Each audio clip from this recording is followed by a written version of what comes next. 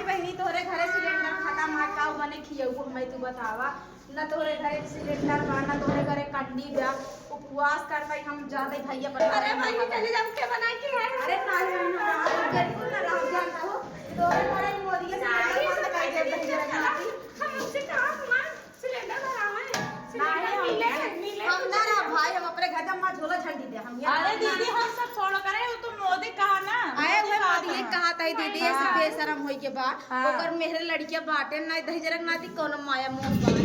अरे भैया मेरे घर खराब था हमारा लड़के को कन मर जाएंगे भैया से तू चली जा। अरे चली जावे कर दीदी दही जरक ना दी का समझा दूसरे के। तो दिन चलो बनाना दे तू कहे ना दीदी हम जाते हम उबिया के अपन लड़के ले जाओ जाम हम रहा अपना दिन जाए अब ना लड़के रक्षा बना हमारा लड़के भूख मदन जाते पर नहीं है चार। अरे चूल्हा चूल्हा मजबूर आज के बाद समझ ले रहा है मैं भगवती गाड़ो ले सिलेंडर भराए ना चाहता का मोदी भैया कुछ तो हमारे सबके तकलीफ जाना कि हम देखा घर एक रिश्तेदार भाग जाता है बतावा तोरे सिलेंडर के चक्कर में। दीदी हम अरे भैया हमारा लड़का भूखा मर